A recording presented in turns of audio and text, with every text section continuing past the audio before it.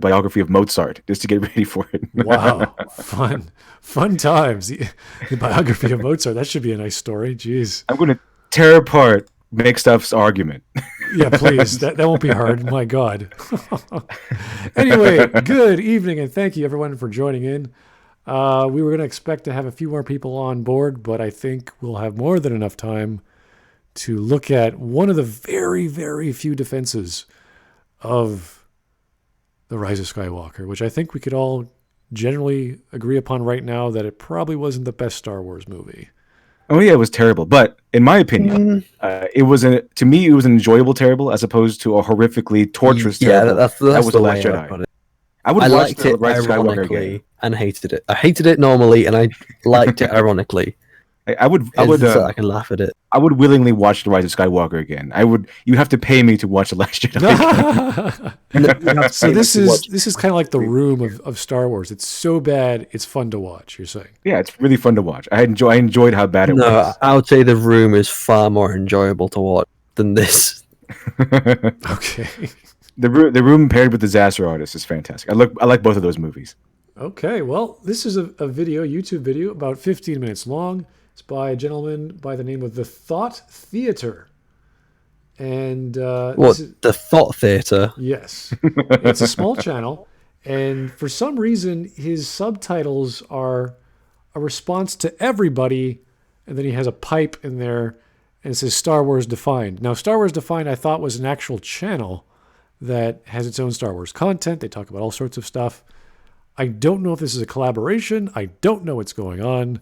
But we're going to find out what his defense of really a really bad film. No, I thought Star Wars Defined was like a play, like a certain thing done by, I think it was Brown Table or something along those lines. It's a series or something like that, right? Yeah. Okay. I don't think it's a channel. It's definitely a series, I think. Okay. Maybe someone can correct us. So can anyone just use, like I could use Star Wars Defined at the end of all my videos and just talk about Star Wars? Is that how that goes? I don't know. And you would be correct no matter what then. Oh yeah, I found an official playlist by Brown Table. One of them's by Brown Table himself, another one's by The Take, another one's by Captain Midnight, another one's by Nando V Movies, another one's by Full Fat Videos, another one's by Hello Future Me, another one's by Loverboy Media, another one's by Film and Stuff, another one's called Houston Production, another one's called Amanda the Jedi, another one's Network, another one's Owen Likes Comics, another one's Cult Popular, another one's Lone Chemist. It goes on. Okay, so anyone can do it. That's pretty silly. Yeah, and there's even another one. There's a random channel called My Gender Is Cinema. Oh, that's one of the 10,000 I see. Another one called Me, My Skirt, and I. Are these even like proper channels? Are they just like some random people who've done this shit? Yeah, there's some of them are just random people who've done this shit. That one of Me, My Skirt, and I has got like 120 subs. So it's like, hi, how's it going? Pipe Star Wars Defined. What? So I start all my sentences. Pretty sure it's just they can. When I make my next Star Wars video, I'm going to put Star Wars Defined at the end of it. That way I'm automatically right about everything. Maybe it's an algorithm on YouTube that you want to get your video noticed. You put Star Wars Defined. I guess we could maybe go through this playlist because there is a lot of videos here. Maybe for it's next gold mine. A gold mine of ridiculous videos to watch. But right now we have probably at the top for me. This is a big one for taking apart the Rise of Skywalker. Does not need analysis, people. It's a mess. It's a big mess of things randomly happening, and trying to rationalize them isn't going to help. You don't need an analysis to realize why it's bad. That it is bad. I think you do need an analysis, or more of a post-mortem, really. Yeah, it's like, wow, this is such a hole in the ground, and then you get to a bigger hole in the ground. Like, oh, how did this happen? And you can't explain anything. So it's just a ride of bewilderment of how this even got put together. Maybe you could look at the behind the scenes in the DVD when it comes out. Was it next month, I think? So, yeah, very interesting. I imagine it was a tug of war, but no. Probably more. Everyone was sitting around like a nuclear bomb, like JJ and like Ryan and Kathleen. They're all just sitting around a bomb, and they're all arguing, like hitting it and kicking the bomb, and all of a sudden it just exploded. That's what they're left. And then they kicked it again, then it exploded. And Bob then it happened Iger again, then it exploded. Bob Iger said, "No, do some reshoots, then I'll retire in a month." It's just like, okay. No, then Bob Iger just kind of said, "No, fuck this. I'm going to pull the bomb again."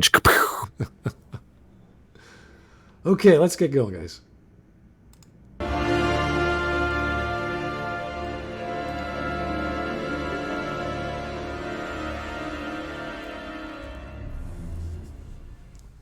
Oh god, I hate that comment. The only thing Star Wars fans hate more are people who.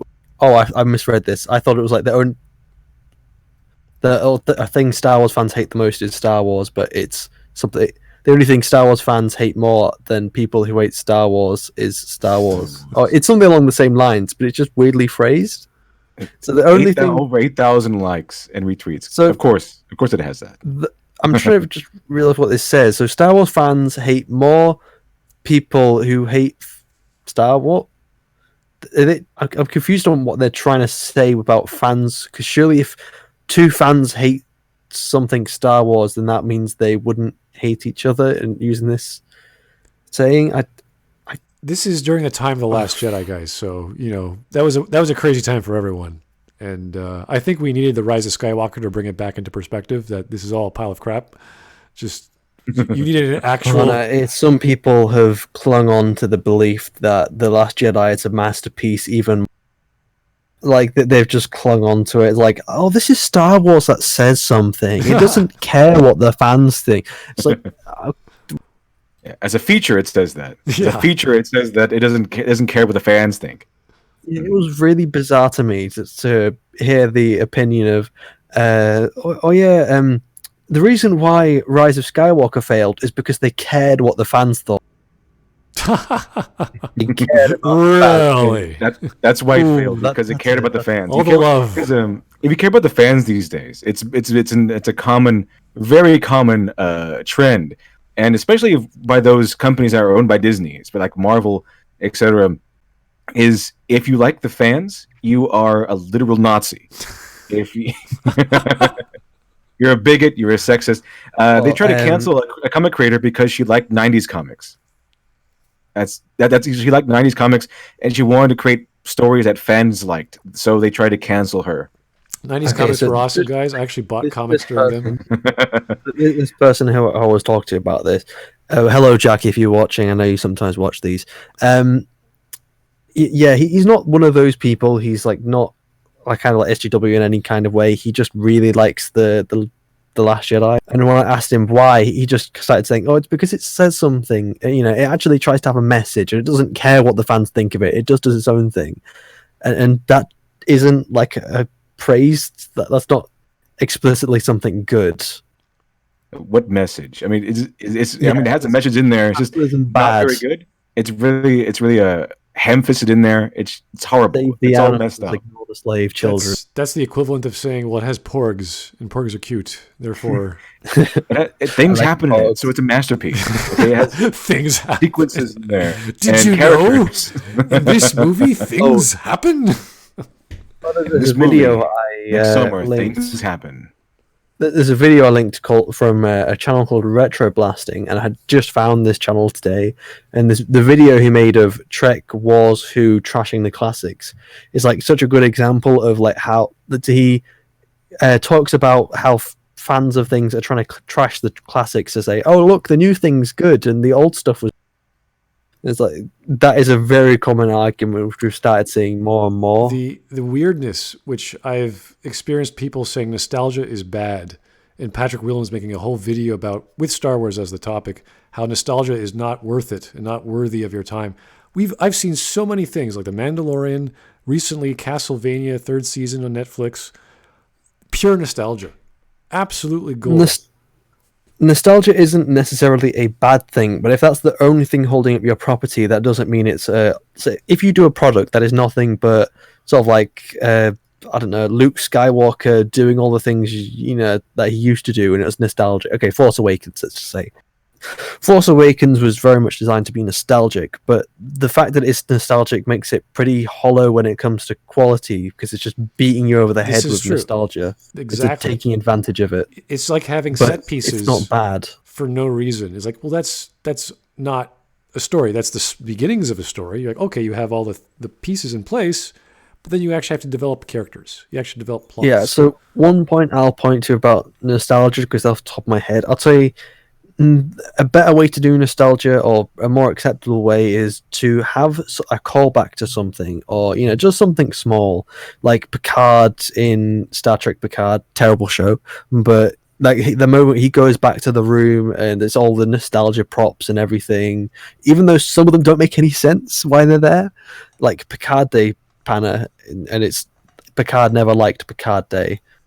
So why would he keep it? Picard never liked children, I don't think. So it's very bizarre. It's even just but yeah, Picard it was itself, all he didn't like nostalgia. children. But yeah, nostalgia is sometimes- a very real thing. Nostalgia is a very real thing, and it's been a common practice of a lot of these new iterations of old franchises. They're trying to sell these old franchises. It's become common practice to not really make something new, but just to play on that nostalgia dollar. Because and I would say that's takes the work. main problem in modern day, and I think that's maybe what Patrick is trying to talk about in the video that I haven't seen yet. But why would I make myself watch a Patrick Williams video unless I had to? Come on, I have respect for myself. But yeah, in modern sense, it has been abused and overused, and it just feels hollow. But nostalgia by itself is not a bad thing at all. It's a movie about children meant for space wizards. Okay, you can't take Star Wars seriously. All right. You see, him and Star Wars are going to take a break for now. Like they've tried talking, and it just isn't working. They're going to have to do a custody battle. Yeah, when you start analogizing your love of film with interpersonal relations, you might have a problem. You might have some other things going on. And usually we do silly things like food analogies, but food analogies make sense. I love food analogies. They're my favorite. Exactly. And let's not do that because we're going to get more hungry as we go. So let's just keep going now. Remember when it was okay to like different things?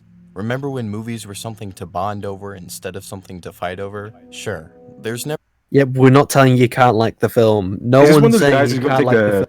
Is this one of those guys who's going to take the quote-unquote high ground and act like he's better than everyone else because he's making a video complaining about people complaining about a video? People complaining about a movie? That's what I'm guessing.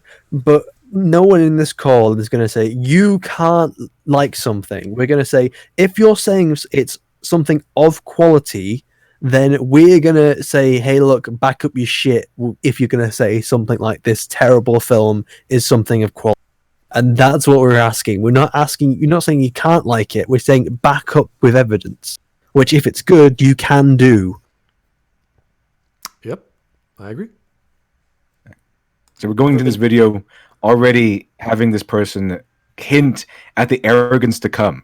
Fantastic. This is going to be fantastic. It's going to be a fantastic video to watch.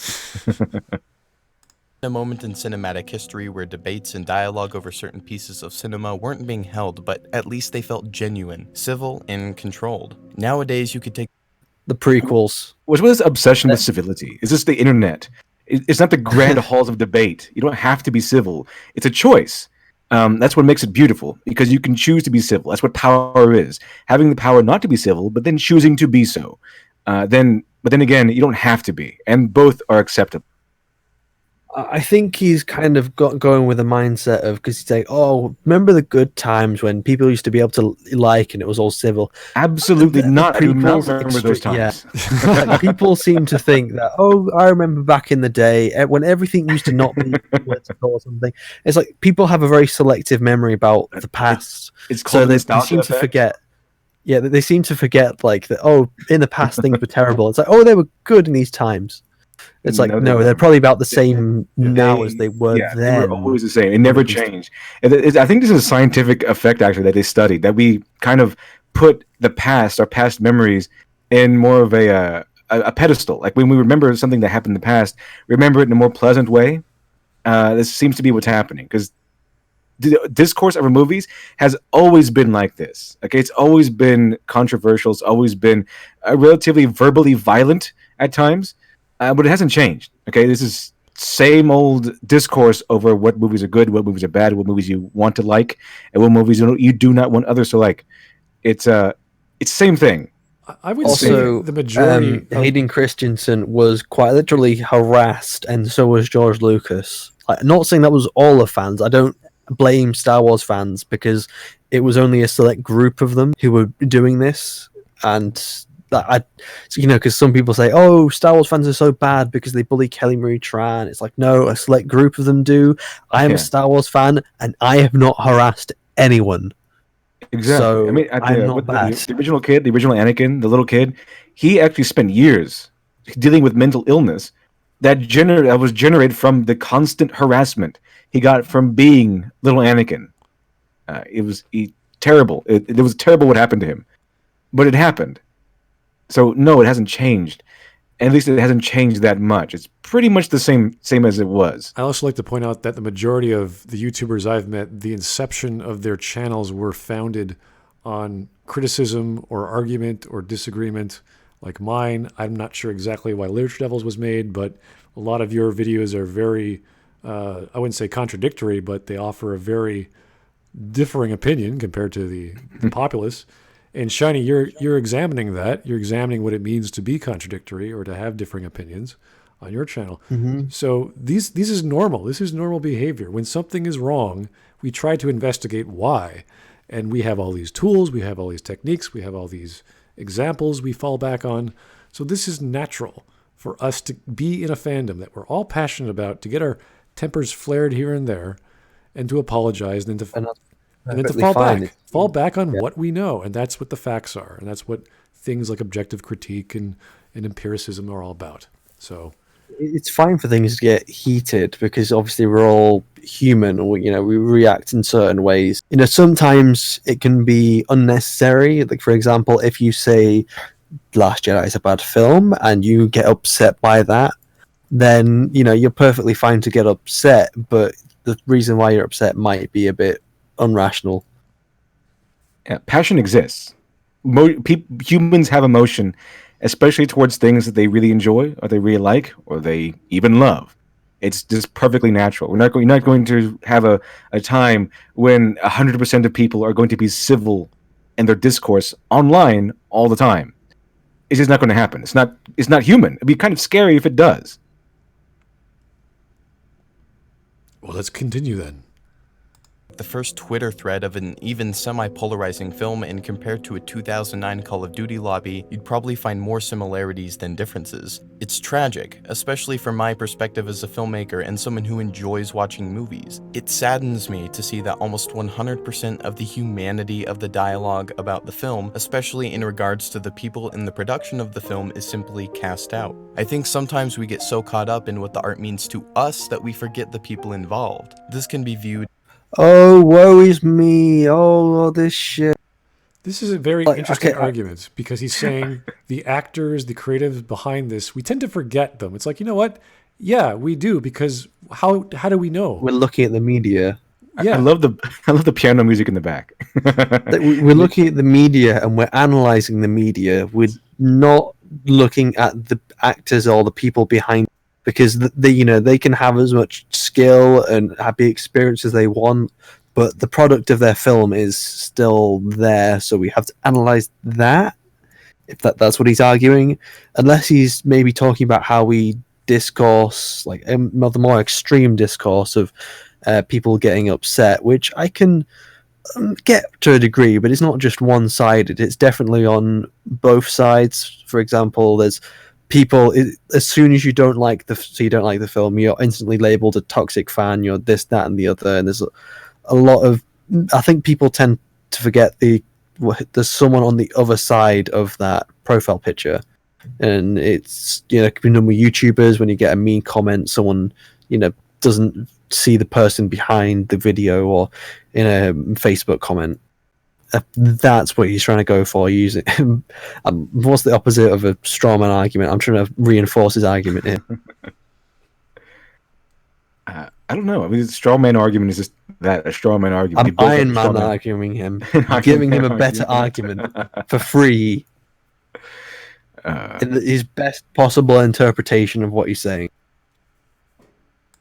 as Yeah, a pretty much. blessing and a curse. For one, it lets you know that the art is doing its job. The filmmakers have succeeded in establishing a relevant emotional connection to and between the story and the characters portrayed. Okay, what the hell is he talking about? This piano music is too much. I just can't take it seriously. Props for the heavy-handed melodrama, but it's too heavy-handed. Because the artist did something, therefore it implies all these other things. No. They're just ruining like soft music in the background. I love like the soft music in the back of my video because it makes it a lot more enjoyable for me, at least from my perspective. Sometimes it gets a little loud, and I know that. But I'm honestly just starting to hate it now because people are using it so manipulatingly. And can we go back to the days where all these people used the ukulele? Can we go back to those days? Now everyone's just using this sad, tragic music. I love the Jedi Fallen Order theme, and that's what I always have at the beginning of my video. And it's like really soft and nice, and it's like a violin. But then you get this person who's just like jamming out on the piano. It's like, no, stop. It's serious, guys. You have to pay attention to the drama of the weight and the essence of what he's saying. It's really sad, guys. Like, oh, woe is me. Is this a parody? Is this a parody video? Because I like the subtitle here. It responds to everybody. I wouldn't be surprised if this was a parody. I guess we'll have to find out.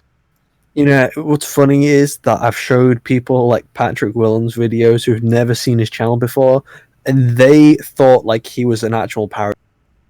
Like, they didn't take him seriously whatsoever. Well, we only wish he was a parody. I don't think he is. He's acting. Not lying, but just acting. And just acting. Well, kind of like just acting it up, trying to make it look good for the audience. Exactly. So, yeah. That's understandable. Yeah. On screen who have a significant impact on us as viewers to the point that we care about the things that happen to them. It has been true for all of time that people crave story, even though the people within are sometimes fictional and the narrative is also fictional, because it is people who write and film and direct and produce these stories that... What? The fuck's he on about? We desire story. Fictional stories. I honestly, a lot of that just kind of confused me. What the fuck he's on about? We love stories. We need them, and stories are fictional. Fictional stories make us think. Okay, yeah, please. Not every story is fictional. I mean, a lot of stories they can be based on true events. They're just made into stories. You can't really tell true events. You kind of have to make it into a story to make it more interesting to the general populace. But and we do need stories. If we really want to be big brain, then every story's fictional because it's never going to be quite completely, on the mark on realism. Everyone's dying. All stories are fictional. Everyone's always dying all the time because life is finite, man. You gotta just think about it, man. Just go with the flow. And on that note, let's keep going. Mm-hmm. Characters are fundamentally human. Each person within a film... Come on. Characters are fundamentally human. They should be. They're rabbits. If they're written correctly, they should be fundamentally human. You know, my rabbit really needs strong, independent bunnies on screen, and I think we need more bunny representation. We need more bunny representation. It just really wants to... Yeah, and then you introduce bunnies, and then we need more diverse bunnies. We need like some brown bunnies. That fictional characters are going to be human, because they can be bunnies too. You're trying to assume they're a species. Okay, let's try to power through this before I hurt myself, guys. Film's narrative construct is the result of each creative individual's personal life, experiences, loves, losses, hopes, and dreams, all blended within the confines of this pre-existent storyline. No. This? Okay, so just FYI, when I make a story for one of my projects, that's not a combination of like my entire life. That is just me sitting down and writing. Nor is it the combination of the rest of the people in your class who are somehow contributing to this, and even if it were, it still wouldn't work. Like, yeah, it's 5 people make this amazing story. It's like, no, it's one person. It's making it sound like it's like really artsy. It's like people spend that, like, this is the combination of everyone's entire life. It's like, take it easy, buddy. I don't know. I respect this artsy way to do it, but it's just not my cup of tea. I prefer the blunt, straightforward. Just replying to the comments. Yeah, I really don't want to show my rabbit Watership Down. Okay. I don't think that would be a very pleasant experience for my rabbit. Watership Down is fantastic. I love Watership Down. Everyone should see Watership Down. I mean, I've seen it. I just don't think it's appropriate for young bunny mind. Is a beautiful I thing. forgot what we were It's talking about now. Don't worry, you're fine. part of what makes art art. By definition and through its fundamental expression, art is an extension of the human spirit within us. We have the desire. Oh, where have we heard this before? This is very familiar. It's a new definition to me, so he's obviously taking a different turn. It's art is subjective. Art is emotional. Art is art, and art is quality is based on an individual level. If it succeeds or not is purely based up to you. Yeah, well, I honestly can't remember who was it. Make Stuff. Or was it someone else? It was one of the people we covered. you could just throw words together. We'd have the same. They are all the defense videos. We are all the Sith, and they are all the defense videos. Yep. Okay.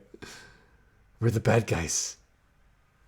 I love to being the bad create, guys. To change, to tell our perception of what the world means and how it can be influenced by story. The end goal of any artist is to What the fuck is he on about? Art is influenced by story. It's like, isn't story a type of art? What do you? I think it's called the art of storytelling. I don't know. I'm not really Yes, sure. because Star I'm trying Wars to find out what is he's trying to say, because I think I know where he's going. He's trying to emphasize to us the importance of storytelling and how we should look deeper than what he perceives people like us are looking into these movies. He thinks we're just looking at surface level, I guess. This is what I'm getting from him, what he's saying. He thinks that people like us who criticize or get mad about these movies, quote unquote, you're mad, bro, by these movies, is that we're looking at these Star Wars movies as face value, or we're not. Well, he's basically saying what everyone else has been saying who defends the Last Jedi, that we just want we just want explosions and cool lightsaber battles, and we didn't get those. Therefore, we're angry. The Last Jedi tried to do something different, tried to deliver a message or something, tried to do a little bit more than their typical Star Wars movie, and therefore we're angry because there weren't as many explosions as we would like, not as many Star Wars flashy Jedi battles as we would like. So we just don't get it. Apparently, we just don't get it. That's what I'm getting so far. I might be misinterpreting. That's what I'm Star Wars is not in. That's not reflective of our real world. You know, I think there's lots of. Do I need to explain why it's not representative of our real world?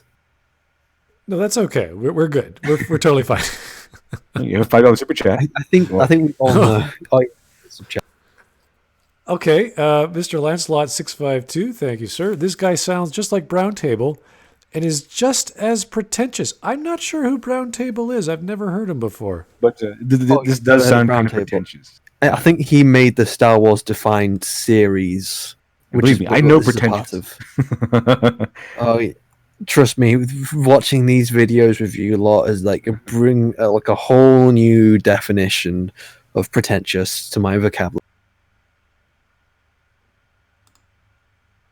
It's called being a dick. Feelings. Ask legitimately any film director, screenwriter, or cinematographer, and I doubt a single one would tell you that at the core of what they are doing, it is for money. Film is. No, I'm pretty sure. If they're doing this professionally, at least a big part of it is for money, and that's not to be ashamed of. Yes, that's totally natural throughout all of human history. We can go back as far as Johann Sebastian Bach. We can go to Michelangelo. These guys did amazing things, amazing pieces of work. Johann Sebastian Bach was a Protestant. He was making music for Catholics. Why did he do that? It might have something to do with the amount of money they gave him. Yeah, the fact that the church paid. That's why you have so many great artists do so many things pertaining to religion, because the church is one of the few places that could actually pay a very good price for very good work. Yep, same with Michelangelo. What did he do? Whatever the hell he wanted, provided they paid him. Yeah, provided they paid him a lot of money, and they paid him handsomely. Same thing with Even in the real Beethoven. world. With Beethoven. Beethoven was very well renowned. He's very rich. He was very famous. He's had a horrible temper. Poor man. But but it was but yeah, he loved his art. He loved his craft. You could not look at the life of Beethoven and say that he did not love his craft. He also liked money. There's no shame in that. His love for money, his need for money, does not in any way diminish the power and substance and beauty of his craft. But they just happened to be two things that he needed and wanted and loved. So in the real world of today, you can see with visual effects artists, they'll just do anything as long as they're paid for it. They'll do anything, and that is a type of art. And I will fight you if you say it doesn't. That doesn't mean they don't love their art or their craft. Oh yeah, I'm very passionate about my work, and I think a lot of people are as well. When I interviewed Viridian Effects here in York, they told me how great it was and how much they love their jobs. And it's but yet money is a big aspect of it because they just pay for who they work for whoever can afford. And that's real with a lot of studios. Yeah, in fact, on that note, there's a lot of artists out there who get in a lot of trouble because they work for exposure and not money. It's just a necessity of life. Okay. Also, as someone who's quite close to some fan artists, that also have had things that are called commissions, where people pay you to make art. That's essentially what all it was. It's just like when you talk about artists, you're talking about video games, you talk about contracts. They're all short-term gigs. You do it because you love the stuff you're doing, but you need to eat. And with the greats, they've already achieved their lifelong ambitions, but they still do it. I have a neighbor who's probably one of the best seamsters or seamstresses in the city. He's been retired for years now, but he still does the work because he's the only guy who can do it. There's no one else they can go to. So he still has the touch. It's amazing. This old dude. I've already forgotten what this guy's original point is. Well, he just said that if you talk to any director or creator in the industry, they'd say that their passion was for the passion and their goal wasn't for money. Exactly. Compare that. I just read an article about the James Bond directors who they hated making the movies because they were so laborious, they were so technical and so annoying. All these stunts, all this destroying beautiful cars, all this stuff they had to do. The sleepless nights. They said, nope, wouldn't want to do another one. You can't tell me that J.J. Abrams is passionate about Star Wars. I think he was definitely passionate. Or even Star Trek. I'm pretty sure he is passionate. He's just not very good at it. I'm not sure that's the reason, but in any case, I think the only reason he went on to Star Wars and Star Trek was for money reasons and because it would get him a lot of that was definitely Rian Johnson, especially with Star Trek. I do not believe JJ likes Star Trek whatsoever. I think it was just for getting his name out there so he'd get into Star Wars. Well, we know Kurtzman probably doesn't like Star Trek too much. To do something. Well, he said it. He's very open about how he doesn't like Star Trek, and say that he wanted to go into Star Wars, but he wasn't able to, so he ended up. Basically, he just wants to make any old sci-fi. He doesn't really care about Star Trek, which is so bizarre to me. Why the hell would you choose this guy over? I think Tim Russ, who played Tuvok in Voyager, he wanted to make a show called Star Trek Renegades. You can argue about the quality of that show all you want, especially since it was made by a couple of celebrities and made on a very low budget, but at least the guy was passionate about his work. So the point we're trying to make here, guys, is that there is always money behind great works of art. You can't just do things out of intuition and desire and motivation, okay? It's all throughout history, especially movies with $1 million budget, hundreds of millions of dollars. So, yeah, you're definitely not going to make that argument with Marvel films. Right. They're all about money. An exceptionally hard business to get into, and it is by virtually It's not a hard business to get into. In a sense, you just like from what I can tell, as long as you put the work in, like anyone else, you're gonna get at least somewhere in the creative industry. And I think what he's talking specifically is about the big higher up part of the industry. You know, like your Marvel films, your Star Wars films, your blockbusters that everyone's going to see. Yeah, not everyone gets into those, but there's much more small aspects of the industry that anyone can get into as long as they have the experience and the know-how. So it's not hard to get into. The sheer passion of the person who wants to make it in the business that they do. Each film, no matter how poorly executed, contains a part of the person who made it. No, it doesn't. So when critiquing this medium of art, I think we need to be more cautious in the way in which we talk about it. This brings me to... I'm guessing he's talking about people's you don't want to hurt the creator's feelings.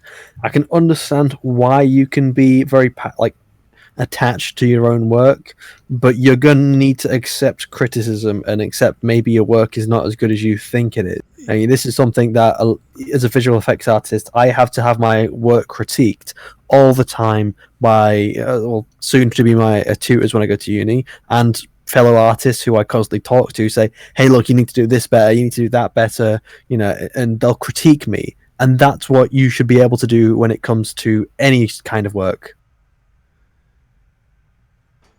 I'm just trying to wrap my brain around this concept that a critic has to think about the creator's perspective. It's like, no, I don't. I only have to think about what's in front of my face. The actual... That's not looking at work objectively if you're looking at the creator itself and not the work they produce. Like, remember when, was it Zack Snyder? I think he lost his son or daughter to a car accident. And you're like, oh, wow, that's really tragic. Absolutely nothing to do with how I appreciate the movie. I don't care a whit about his personal life or the tragedies of... Same with Star Trek Beyond as well. Right. Someone died on set, either on set or during production. I can't remember who it was. I think it was the guy who played Sulu.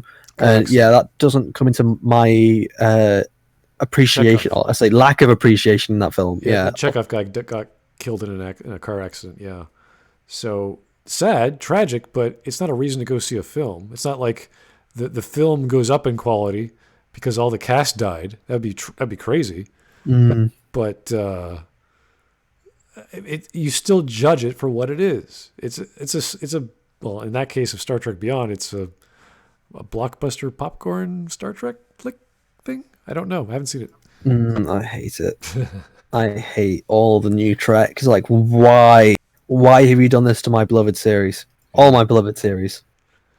There we have a super chat from Zofritz. DKK, sir, I don't know what currency that is, but thank you anyway. Damn it, LiteratureDevil, now I can only listen to the piano. Darn. The piano is much more enjoyable than the actual person in the... There's LiteratureDevil always ruining it for everyone. Thank you. That's why I'm on the stream. I don't do a good enough job. That's my job. That's my job. So when you're paying me, you're really paying him. That's how it works. Yes. That's how it goes. To something that's you been pay on him my to mind be here. since The Last Jedi. I want to preface this by admitting something that may come as a surprise. I like The Last Jedi. Oh wow! What a surprise! No, that actually wasn't a surprise. I would actually be surprised if you didn't like The Last Jedi. It's hard to say these days because there's some people who really don't like The Last Jedi but loved The Rise of Skywalker. It's very strange. That is a division. People who love The Last Jedi apparently, for some reason, also do not absolutely hate The Rise of Skywalker. And I think a lot of it has to do with fans being appeased to by The Rise of Skywalker. I think a lot of it has. One thing I've noticed within the fandom is that there was quite a large majority of the fans who enjoyed Force Awakens, went on to watch The Last Jedi, and were really not happy with it. And they then went on to watch Rise of Skywalker, and they basically got their popcorn mindless thing rather than the big middle finger Rian Johnson gave to them as in the form of a movie. So that is a real reason why they're so attached to this film, and it's hard to say but I can only go off what I've experienced, and that is how I see that a lot of the people who like the Rise of Skywalker were mainly people who just didn't like the Last Jedi but love Rise of Force Awakens. Interesting. I didn't think of it that way. I also like The Rise of Skywalker a lot. Now, The that is reason I surprising. believe this is important to mention is because the vast majority of discussions revolving The Rise of Skywalker are predicated on the dissonance between fans of The Last Jedi and people who like The Rise of Skywalker. This leads most statements to be biased in one way or the other instead of taking a standalone look when granting that both films had cinematic value to offer. Instead of pitting Okay, all right. So because we're biased, therefore we're not doing a good enough job of analyzing these films? Interesting take, because when we analyze things, we don't care about what came before, really. We sort of just evaluate what it is we're looking at. The problem is, because it's a sequel or because it's a series, you have to compare it to what came before, because that's where the story came from. So, Also, okay, this is not talking from my experience, but from what I have seen. Okay, this is only talking from my experience, I should say. But I have not seen that much discourse between the people who like The Last Jedi and the people who love Rise of Skywalker. It's mainly the people, like, say, when it comes to it was mainly with The Last Jedi. It was mainly people who the big hard clash was the people who didn't like it, like Mauler and us, and the people who did like it, like Patrick Willems and I Hate Everything and all that. But there wasn't that much of a strong clash this time around when it came to Rise of Skywalker, at least as far as I can tell. It wasn't poison. The free Rise of sides. Skywalker was it wasn't poison. It wasn't trying to. It wasn't putting a big middle finger to the audience and the lore of Star Wars. I mean, yeah, the big thing was that they brought back the Emperor and kind of ruined the end of the original trilogy. But that it was basically a movie trying to pick up the pieces that The Last Jedi left behind. And overall, it was far more enjoyable. It was awful, terrible, and just put together and held together by Scotch tape and like toothpicks and stuff. But it was far more enjoyable than Last Jedi, I thought. A Jedi's weapon deserves more respect. Yeah, that's one of the good things, and it really spit in the face of The Last Jedi, which is also a plus. And it made that's part of the reason. It's part. Let's give a lot of credit for that. Because J.J. Abrams wasn't clever enough, so he says, yeah, just forget whatever Ryan did. I'll just reverse that. It's like, okay. Yeah, I mean, that's a pretty good premise to go off of. Just forget what Ryan Johnson did and then just go off of that. That's why I think it's far more enjoyable. And also, it made Reylo non-canon, which is scrumptious. It's absolutely scrumptious. And then the book came by and just completely destroyed that, too. It just destroyed any hope the Reylos had at Reylo being canon. The non-romantic kiss. That little tidbit made my day. Well, I've recently met like a Reylo fan in person, and oh my fucking god, they are the most annoying piece of shit I have ever met. And shippers are crazy. Have you ever seen the weirdness that took place during the era of Twilight? There were shippers going out there and shooting people with harpoons because they shipped two different characters than they did. It was it's crazy. It's crazy. At least she tried to shoot him with a harpoon. Thankfully, it wasn't me, but I know to not say this in front of this lady because I know she is a bit batshit. But another one of my friends started critiquing the film in front of her and saying that Reylo was terrible, and she lost her shit. Like, she didn't make it physical, but she just got really upset to the point she was screaming. Yeah, you don't. If you're not willing to accept the confrontation, like a big ruckus, a big public confrontation, do not go after a shipper's ship. They'll act like a cornered rat, and they will claw and bite and do whatever they can to get back at you for not liking the two characters they want to be together. This is a hobo clown. Video games work so well because the diversity of pairings are just so large that it's like, oh yeah, you can choose whoever you want. I can see where you're coming from. You're a crazy pervert or whatever. Whatever rationalization. I can. It's like, I can fuck this blue purple chick, or I can fuck this purple Korean lady. Well, If you want to see a good example of that, just look at Tim Pool's new game, Subverse. Tim Pool. Tim Pool's game. What? If you didn't know Tim Pool has a... I mean, he actually doesn't. It's a joke. He doesn't have a new game. Just look into it. It's a long story. It's funny. It's hilarious. It's a hilarious story. So I won't rob you from The best example I could point what to is is Fire Emblem Three Houses, where everyone can hook up with everyone. It's really funny because not only can the main character do that, but other side characters can hook up with each other. So everyone's open to a happy ending of some sort with someone else. It's just hilarious. But that's what's So I still fun. seen a little bit of extremes when it comes to shipping in games as well, but especially Mass Effect. In certain groups, someone will get crazy over their their ship. Still, It happens. it's like more cultish ones, really. Like Shepard and Trainer is one of the more cultish ones, which I've personally observed. Wow, that is very obscure. Okay. It's mainly the obscure ones, like Yeah. the ones which are just the smaller ones. Yeah, I don't really pay attention to these people, but they have their fetish. Good for them. They're happy. It's just more focused when you have one movie and two characters. There's not much else you can do.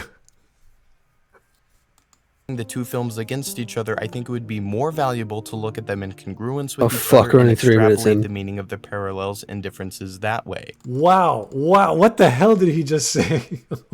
How much nonsense can you fit into 3 minutes? Because I think we've broken a new record I here. think he just learned what a Venn diagram was and thought, what's the term that where the two circles overlap? And congruence. Oh, let's use that in a sentence. Like, no, buddy. This is quite literally a word salad. It's just everything just jumbled in there. This is amazing. Let's hear this again. Together to sound like it's... No, we're not watching it again. No, I'm no, no, watching no. it again, guys. We're too bad. Well, at least we That don't have both to films keep had pausing. cinematic value to offer. Instead of pitting the two films against each other, I think it would be more valuable to look at them in congruence with each other and extrapolate the meaning of the parallels and differences that way. I can understand that. He's showing because, like he said, a lot of the conflict comes between people who love the Last Jedi hating on the Rise of Skywalker and people who love the Rise of Skywalker, if unironically, I guess, if those people exist. Putting the people who like that movie, or at least enjoyed that movie to some extent, against the people who like the Last Jedi. So what he's trying to do is, I guess, just look at them both with a clear lens, which is understandable. I'm interested to seeing what he has to say about that.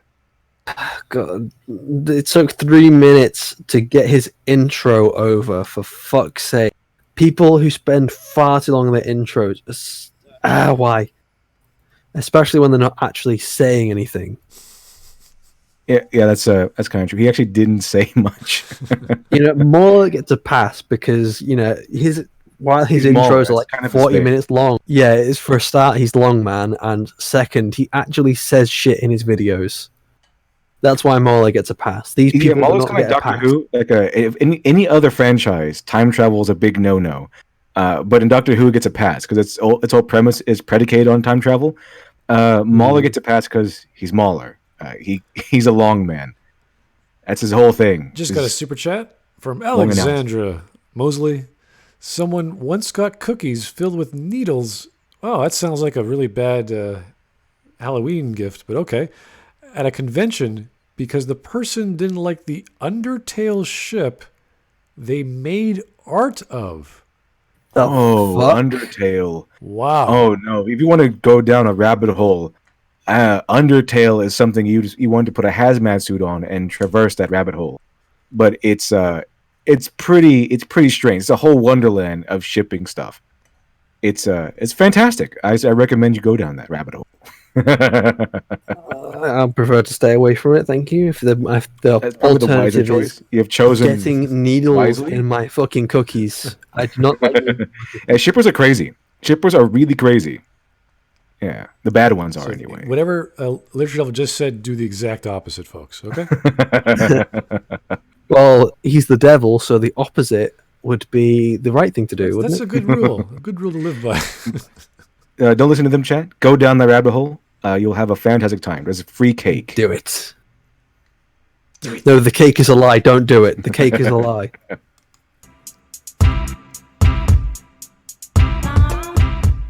Star Wars holds a special place in our hearts. Oh, so before we that get kind to of the thought. analysis Oh, of the saga's doing this finale, I want to again. take a It's like, short oh, second Star to say Wars is thank so you close to all my of those heart. of I you who grew have up with it. I had the subscribed. Lego It means so set. much. I was, when you said the thought theater, I thought it was a whole different thing. Yeah, Intellectual I said at the appro- beginning, Did you read thought this? theater. An intellectual approach to film. Wow. A little pretentious, sir. Oh. Just a touch. Even that, like, fuck me, that's... Did he think while writing that at all? I'm going to use the word congruence. And Well, it is arrogant. I mean, a lot of these defense videos that we've seen. Okay, this is not just conjecture. This is actual what we've seen. They tend to share a very, very strong arrogance between them.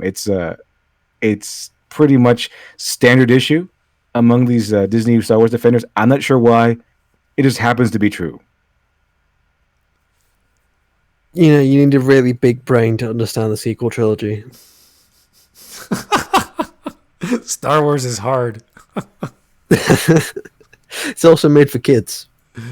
About wizards that shoot lightning out of their eyes and kill themselves with Yeah, it's very strange to hear simultaneously the argument that, you know, you're just too dumb to understand Star Wars, and also hear the argument of it's a movie about space was intended for children from the exact same person. So deep. It's so deep. Obviously, a trilogy that needs its own PR movement to continue to pick up the pieces and fill in plot holes years and months and years down the line is obviously well put together and brilliant. Damage control, an ongoing, unending damage control campaign, is needed for every good movie, obviously. Obviously, yeah. That's how it goes. Let's keep going with the thought theater. We truly do appreciate and love every 719 of you. And if you aren't subscribed, I ask you to consider joining us. Okay, that's not a number to be proud of. I mean, I'm not proud of my 79 subscribers, so yeah, it's not a number to be proud of, mate. Just yeah. Honestly, I was really excited when I got any subscribers when I first started. I'm glad that someone's I love listening. I remember when I was not clicking my heels when I had 200 and I broke 200 views on a video. That was a success for me, and I liked it. If I stayed at that level, that would have been fine with me because that's what I've earned. To me, what I've earned is what I have is what I've earned. If I don't grow anymore, it's because I didn't earn it. If I had 700 subscribers, I wouldn't be going around as like, oh look, I have 700 subscribers. I'm really proud of this. It's like, no, I'm happy to have the 700, but it's not something I would be praising around everywhere. Just like, oh look at these. Well, he could be as proud as he wants. I just wish he had just a degree of clarity of what the hell he's talking about. So, us and supporting our channel. Thank you. Something I found interesting is that J.J. Abrams himself has come out and admitted to the public that there was no bad blood between him and Rian Johnson. As to whether these statements are 100% true or not, I doubt that honestly, very much. Honestly, I think he just avoided him. I think that's the best bet. It's like, oh, thanks, Ryan. Have a great day.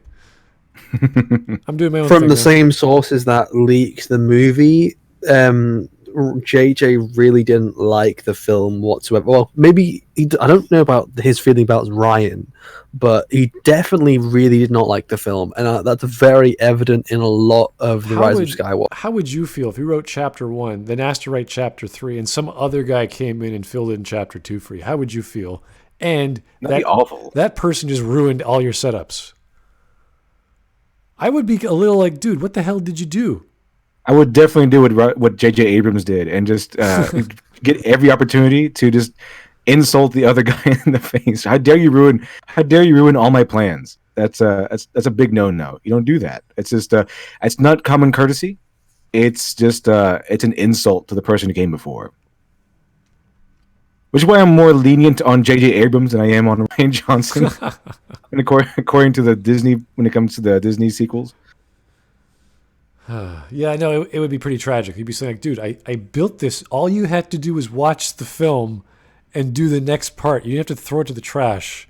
And All you had to do was be decent, Ryan Johnson. Yeah. You couldn't even do that. Is up for debate, but I think the principle underlying this presupposition is that JJ and Ryan are both fantastic filmmakers, and I enjoy both of their work. And because they both understand the value of the art of film so because I like them, it's okay. All right. and respect Because the you like humanity them, behind the good. canvas of the screen, I find it very hard to believe that they would purposely take this beloved franchise and let personal vendettas about story choices end up destroying the childhood of millions. But what happened in episode 8 and 9, Mauler buddy? put it. They literally How does destroyed Mauler them. put it? It's like two people in a very expensive sandbox just kind of like ruining each other's sandcastles. Like, no, I get the last half. No, I get the last. What do you, That is pretty accurate, I think. it's pretty obvious they ruined each other's work, and then the last nail in the coffin was episode 9. It's like, oh, you ruined everything. That's Yeah, we can reference where it faults, so it's provable.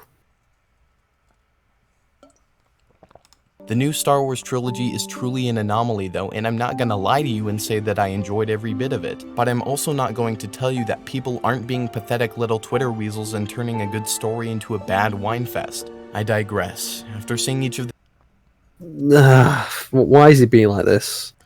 we're whining. We're just whining. We love it so much. It's like, oh, you just don't like a good film. It's like, this is the thing. Yeah, we don't have a problem with you liking the film. We have a problem with you saying it's a film of quality, because we do not believe it's a film of quality, and we are telling you why it's not a film of quality. Yeah, you can Because like we things, should you not can be like the movie. saying.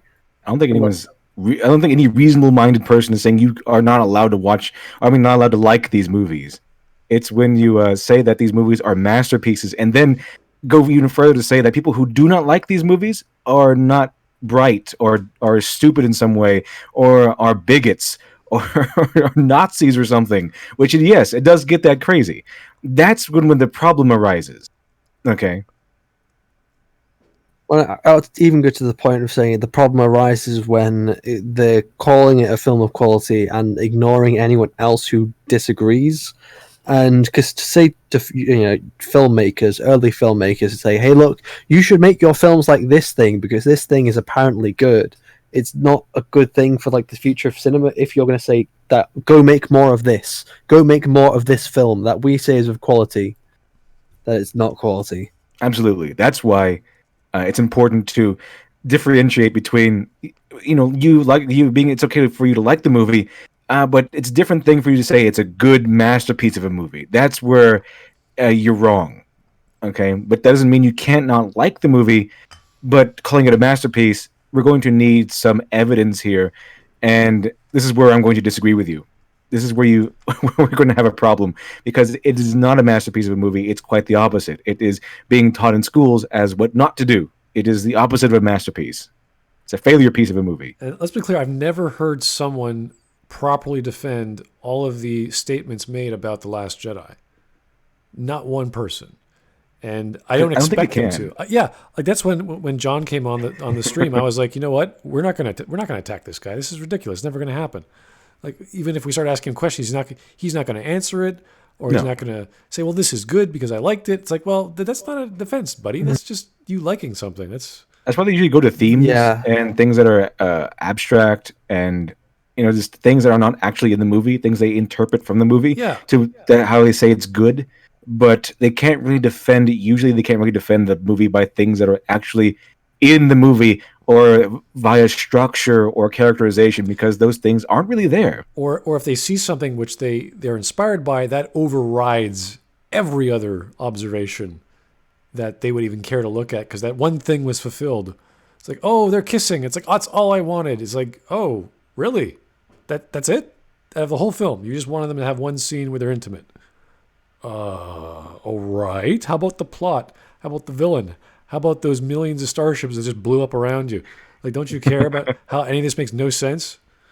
Well, the thing is, when it comes to shippers are usually the ones, or at least shippers are a big community of where Mary Sue-ish fan fiction comes from, because they don't really care about the story or the characters. They just want to see the characters they like get into a relationship. That's all they care about. And if the surrounding story is subpar or even non-existent, and that doesn't matter as long as their two characters get together. These are the same people who write fan fiction where villains get defeated off screen or in the background of the story, of the little romance story, a little shipping fantasy story. So they don't care overall about the story. As long as the movie puts together the characters they want to be together, they will say it's a masterpiece every single time. The new Star Wars films at least 4 times, I finally found what I believe is the missing piece to this puzzle. What puzzle? Perspective. What? Alright, let me set the stage for a second. We're all familiar with the hero's journey. Bilbo Baggins had it, Harry Potter had it, Luke Okay, hold on. This is he set it up. Let's prep for this, because this is supposedly the meat of his video. So what he's saying is the problem is the one conjoining problem is perspective, and that we don't have the people who do not like these movies, the people who have are in conflict between the Last Jedi and the Rise of Skywalker. The one thing that we're apparently all missing is perspective. But to tell us why we're missing that perspective. So let's check it out. Like you can say, you can put perspective in like different meanings and ways. So like, and it's very interesting to try and see what way he's going to try and spin it. Because I guess he's trying to say like, oh, you just don't have perspective, or maybe he's trying to talk about something about different people having different perspectives. It's a lot of ways you can use perspective. So it's a very term you need to define a little bit more. It's one of those root terms you use when someone disagrees. You have a different perspective. If only you had my perspective, we would agree on things. Like, no kidding. The most generic thing you could say about an argument. He has a different perspective than I do. Like, okay. Yeah, that was the essence of every problem ever. They're having a difference of perspective. But let's see what he has to say, because he's trying to give it substance by going into the hero's journey. So he's going the wit and folly route, it seems. Oh boy. Oh dear. Skywalker had it, and now this story is trying to tell Rey's hero's journey. J.J. Abrams starts us off. But it's not a hero's journey. Beautifully. How? A good story does. What hero's journey? Okay, you have to have a journey to become a hero in order to have a hero's journey. She just starts off awesome. Journey. That's it. Rey is a god, she wins. The end. She just starts off at max level. That's not a journey. She literally is the best aside from Snoke, but Snoke is stupid. And then Rey wins, and then Rey wins again. Look, Snoke's a little bit special. Okay. Within 5 minutes of meeting Rey, Snoke is dead. That's essentially what happens. There is no story with Rey. She discovers she's a god, and then everyone dies around her. Luke dies, Kylo dies, Palpatine dies. The guy who's the master plan of everything. He's dead. It seems almost like an anime style plot. Like it's an anime style plot almost. Except they don't know how to utilize the tropes and how to actually put together a story, a wonderful story, or at least a decent story, where your main character is almost a literal god. She is so powerful. She herself dies from her power. And then someone realizes this and brings her back to life. Kylo Ren survives falling down a cliff, climbs up just to bring her back from death. Just to bring her back to life. He just discovers how to bring people from the dead just automatically. I guess he had enough skill points. And he brought her back to life. Out of nowhere. Like because she's a Mary Sue, she can't die. She has to die heroically, but she can't. They don't want her to stay dead. So she dies heroically, like the original Lieutenant Mary Sue, and then they bring her back to life via Deus Ex Machina. Have to start out complex. Rey's is simple, it's elegant, and it works. The mystery of her past is established. Disaster strikes and she goes on her mission. We know from the start that this is Rey's story. Her mentor is Han Solo, a new face for her and an old friend for us. Actually address this. Her mentor, they tried to make Han Solo her mentor, but let me ask you this. What did Han Solo actually teach her? In what capacity was he a mentor, other than being old and standing next to her? Yeah, there's no answer, guys. Okay, don't worry about it. He's just old and part of her in group. I don't That think is not a mentor make. I don't think he was supposed to have a role in the story. I think he was just there to be put in the credits and then die. I think so. Yeah, I don't think Harlan or Harrison Ford cared. He's like, okay, yeah, I'll finish this off. Do you kill me? Awesome. That's all. Of course not. He's Harrison Ford. He's playing. I have better things to do than being Han Solo again. I'm 10,000 other things, plus being Harrison Ford. So yeah, I don't think he cared. Again, I think he was looking for a paycheck, and this was probably a pretty good one.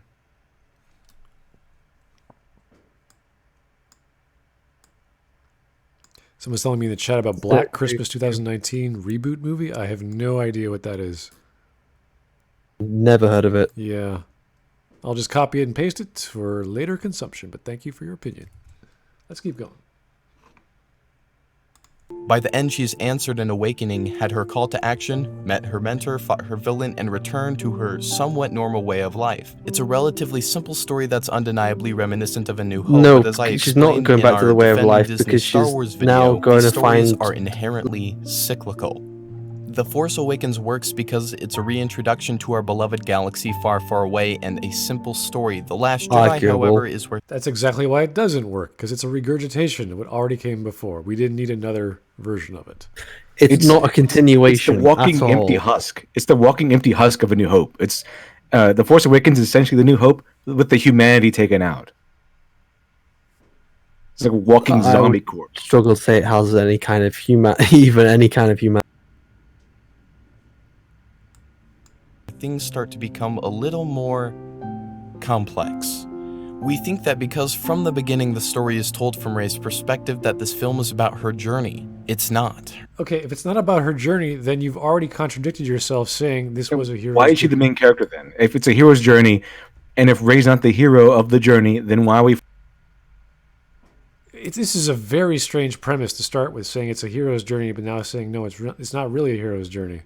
Yeah, the point of the hero's journey is to follow the journey of the hero. If Rey's the main character and it's the hero's journey and it's not her journey, then you've done something extremely wrong. You've done fucked up. Yeah, pretty much. Rey already had the mentor, and the only reason she is pursuing... No, who taught her anything? What is Apparently Han Solo. What? She didn't need Han Solo. She could fly the ship without anyone's help. She fixed it without anyone's help. She's just awesome, okay? She's just awesome at everything, and that makes her a good character. What is he talking about? I can't believe this. This Luke Skywalker is because he's literally a legend. No, this story is about the hero's journey of Luke Skywalker. Really? I think we need to come to terms with the fact that it is In okay what way? to see Okay, our heroes fall. how? It's okay How? to see the pedestal we place our idols on shatter to the ground because it makes... I mean, yeah, it kind of is, but if they wanted to have a hero's journey where Luke Skywalker is the hero of the hero's journey, this new hero journey, then he should have been the main character, and Rey shouldn't really even exist at all. That would have been probably the better way of doing things, to make Luke Skywalker the main character of this new series, but they didn't. It was Rey. So if they're going to use a hero's journey formula and Rey's the main character, she's the hero. How is the supposed redemption, which I don't believe there was redemption with Luke, how is that part of a hero's journey to a side character who constantly does not want to do anything, wants to run away from everything, and for some reason, because Yoda shows up, decides to change all that? That's not a journey. That's stopping on a dime and going, oh, I'm going to be a hero now. There's no... But you don't understand. There's something different and new, and it's not what you expect. There's no build-up. He literally is like Rey in the last, when she comes to Octo. He wants to set fire to the damn place. Like, this is horrible. This is a horrible idea. Why am I standing around all these books? I gotta get rid of them. They're gonna kill people. Same with Rey. I gotta light my ship. I gotta seclude myself. This is a horrible idea. I don't want anyone to get hurt. And then Yoda shows up. What happens in Episode 9? Luke shows up. That's the great twist. The great reveal. The great journey. If Luke was on a journey, then Rey was on a journey in Episode 9. Which I can't even gauge what the heck she was struggling with after what we've seen her do. She can fly. She can talk to the dead. She can bring things back to life. A heroin addiction. What more does she, like what was the challenge? What was she trying to do that she had to go back and find herself? She found herself. She was always there. Okay, so one of the challenges they did try to do in the movie, that it's kind of offhandedly mentioned, that she can't hear the voices of the dead. And it's only mentioned once. And she doesn't care because she wants to fight as opposed to meditate. Well, no, she's annoyed by that. Like, she says, and then she, like, you know, she sighs and she does a little backflip and she's like, oh, I still can't hear them. I'm going to do a little bit of training. It's, ugh. She has conflict, yes, as every story does, but does it mean anything? Not really. It's more than what Luke got, but apparently this is Luke's journey. Like, okay. A reluctant hero. Reluctant. Oh, Yoda, what should I do? Okay. Next scene, he does it. What a great journey. Makes them human just like us. Just because you've had your hero's journey doesn't mean that you can't fall back into old mindsets caused by your own failures. Okay, so it's not Luke's journey. He's already been on his journey, and now he's regressing. But that doesn't make any sense. I would say that the biggest problem is that not that Luke turns into what regresses, it's the fact that we don't see it, because this is a visual artificial construct of a media that we need to understand as the audience, and we need to be able to see the progression. For example, if Anakin Skywalker was fine in like episode 3 and all of a sudden 20 years later in episode 4 he's suddenly Darth Vader, that's a big problem with the storytelling, because he's now a completely different person and we don't see the events happen. Right. And episode 3, which is considered the stronger of the 3 movies of the prequel films, does set him up to be that way. It just does it in a very messy way. So we get it. We understand the movie, but we go, oh, this is when he becomes Vader? Really? This is all it took? So there are some dramatic moments for us to care about the character, but it doesn't do a solid enough backstory to set him up to become the Vader we end up discovering in episode 4. Anyway, super chat by Mr. Mikey Guzzler. Thank you, sir. Jar Jar Binks has more development than any character in the sequel trilogy. Also, Smud, get on EFAP soon. Toxic Brood unite. Well, if you want me back on EFAP, you got to bug the big man himself. I'm sure he'll listen to you. Jar Jar Binks. If you want to bug him about me either, it's like I'm more than happy to try. Yeah. It is my dream, but I'm very realistic about my dreams. To go back on EFAP takes, I mean, we only do a few hours. They do half a day. 11 hours usually, I think. When I was on there, I could only put up with 5. It was fun. I really had a good time on EFAP, but I can only stand 5 hours of just sitting down and critiquing a movie. It's or video. Yeah, and plus when you have like 5 people, you talk over each other. Oh yeah, it is a lot of talking as well. Yeah, like not just that's my main problem with EFAP is often a lot of talking outside the video, and I kind of like this how you actually just keep watching it, and we don't have these like hour-long intervals of like us not watching. Yeah, it's a good thing. It's a great show if you have the time to do it. But that's like if it's a weekend, I might consider it, but I can't do weekdays. It just doesn't work. The story of The Last Jedi seems confused because it left us in the shoes of Rey while telling a different character's story. In this scenario, the roles are reversed. Rey believes she is being mentored. Then that's still a problem with the film and the story itself. I don't think he knows what a hero's journey is. I think he knows what a protagonist is. It's strange to say, but I think Wit and Folly is more competent in this stuff than this guy is. Oh, from what I've seen. Oh boy, that is a big thing to say. She is. Maybe at least she knows what. At least she knows what a hero's journey is and how it kind of works. We know she read it, so maybe the fundamentals by Wit and Folly she knows. But after the fundamentals are done, she's in the forest. She's lost in the forest somewhere. She running just read page 1. And then she just started dreaming up a whole new book. when in reality she is mentoring Luke, reminding him of the innocence of the Force and slowly teaching him that hope exists. Is he? This is absolutely not implying that Rey didn't have her own very important journey, because she did. This is absolutely not in wait the a second. film. Didn't he just say that she didn't have a journey? It was Luke's journey? Now he's saying, no. She also had a journey. You're like, wait. See what I mean? He has no idea. It seems like he has no idea what he's talking about. He just said hero's journey because he heard it once, or he saw the diagram once. I'm so confused. Like, what are we talking about? Does Rey have or not have a journey?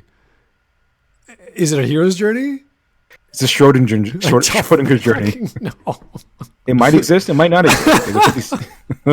She could be dead. She could be alive.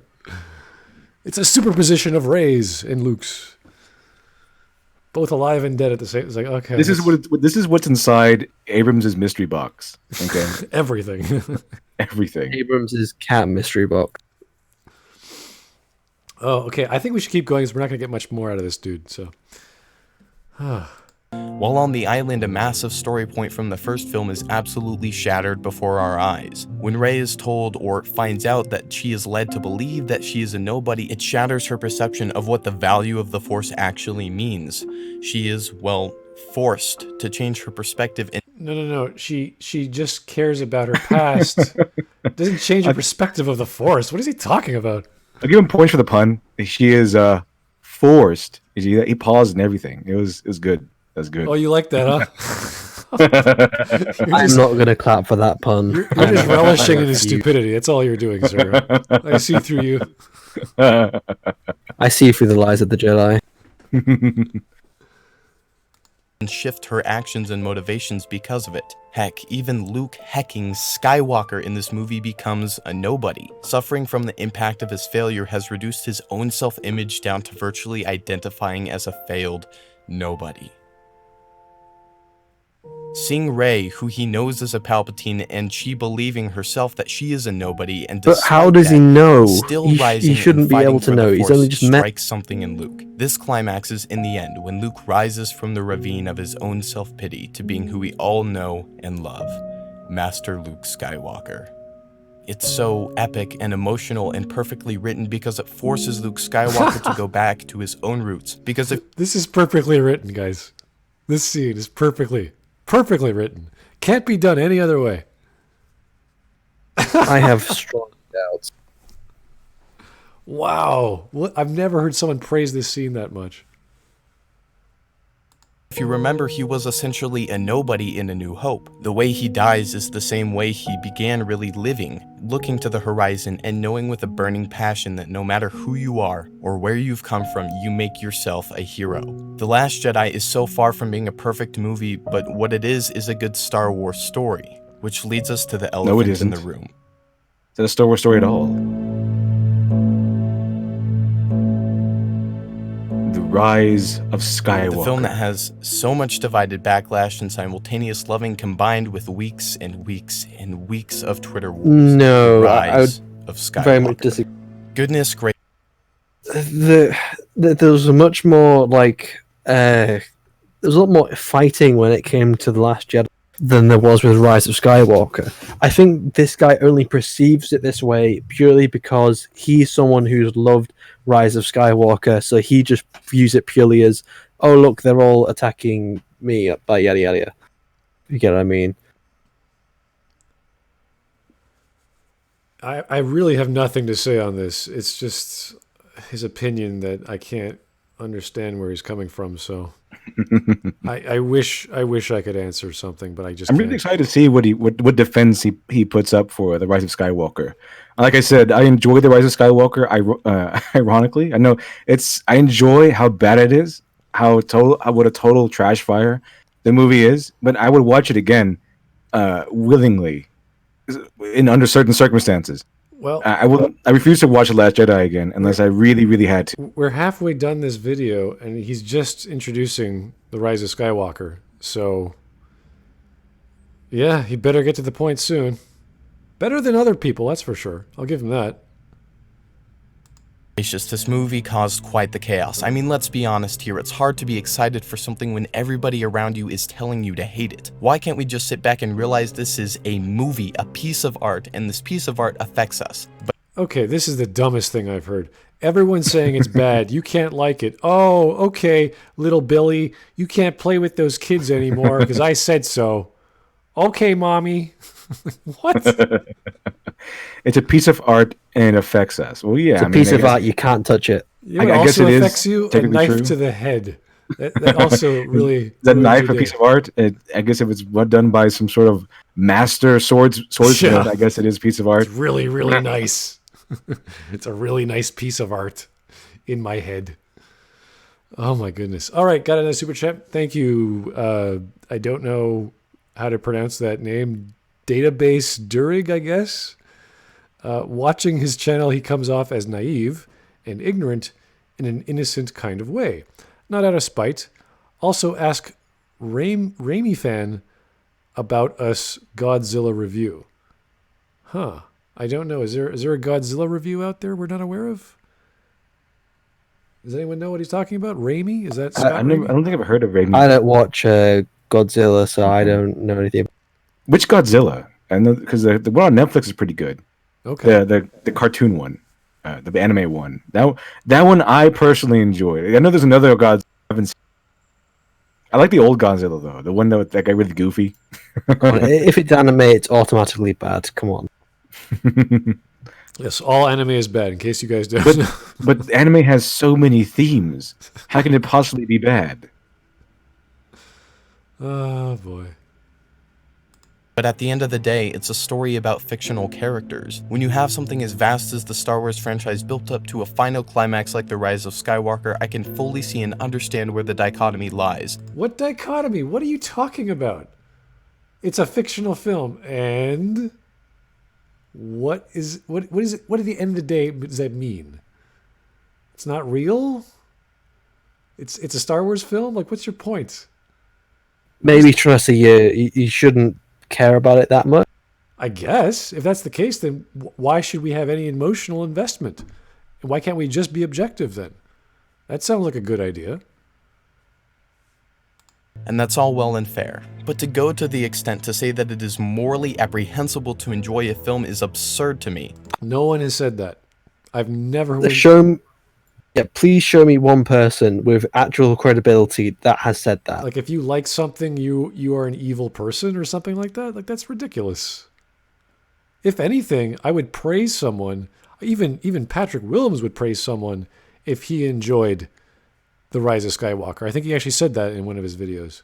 So, yeah, go enjoy a crap dinner or a crap date or a crap ball game. You know, if you got some joy, if your team lost but you had a great time, what's better than that? That's great. That's a great experience. If you had your favorite team, like Juventus was playing Inter Milan and they lost, and you had a great time anyway, good, congrats, bravo. So I'm not seeing the problem here. I love Star Wars, and while I've disliked some, I've never not been excited to experience another bit of this world that has captivated my imagination since I could even remember. I was excited for Rise of Skywalker. I saw it on opening night, and I kind of loved it. That silence right there was filled with the simultaneous dislikes and clicks off this video, but for those of you who decided to stay... No, we don't care. We just want to understand you. Where are you coming from? I'm wondering why he liked it, why he loved it. I'm interested in seeing his defense. Yeah. That's what I've been waiting for. It's actually. 9 minutes. We still have no explanation why. Yeah, I'm all ears. I'm all ears. Just tell me your defense, and I'll consider it.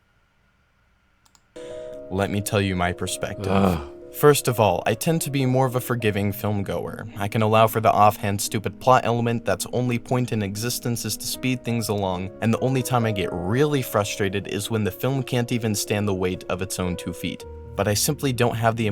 Why did you like The Rise of Skywalker? It kind of collapsed in on itself. And so the first 10 Last minutes, Jedi. yeah.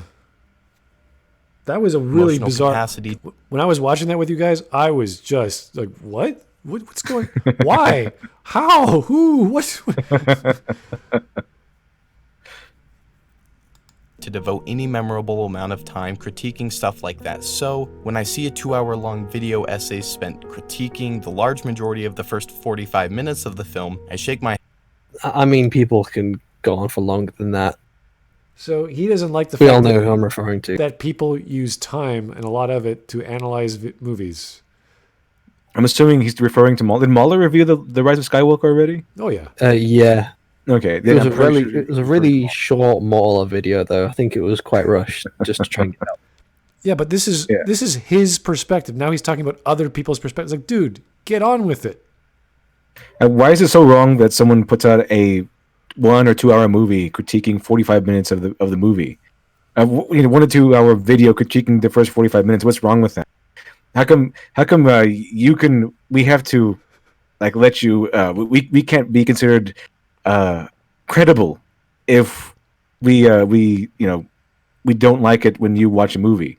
How come we have to like we do allow you to watch, we don't not allow, but we are okay with you liking a movie that we dislike, but you put that on us that we have to do that. You say that you have to accept the fact that you like the movie, and we have to accept the fact that you like a movie that we dislike, but you yourself cannot seem to accept the fact that we dislike a movie that you like. It's not, it's a two-way street. You can't really put this thing on us, this expectation on us, when you do not return that expectation. Okay, if you're allowed to like a movie that's bad, we're allowed to critique and dislike a movie that's bad.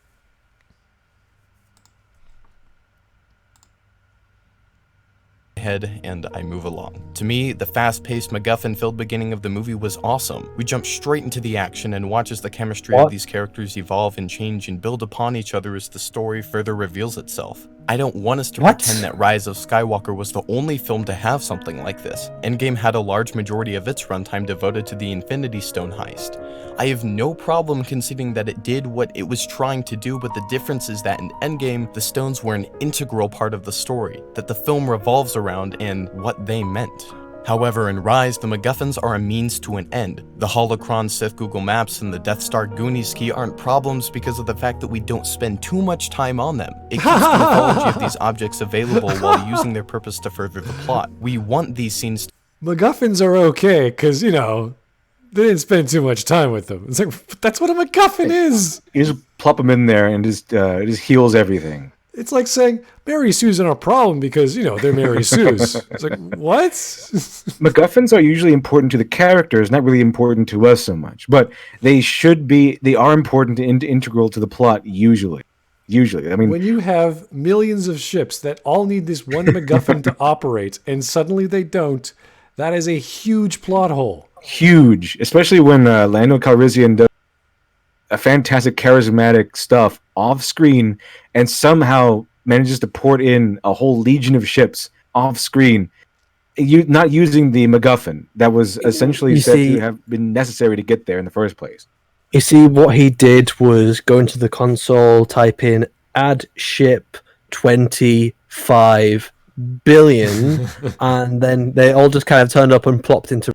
It's kind of like when you're playing Stellaris and you just kind of think, oh, well, I kind of need an extra ship here. I'll just spawn it in. And you spawn a whole fleet. Oh, really? You see, I've shamelessly cheated at Stellaris. Lando Calrissian rolled a 20 on his persuasion check or something like that. That was so bad. They should have called Episode 8 Lando. Just Star Wars Lando. That's it. That's all you need. Because all they needed was Lando.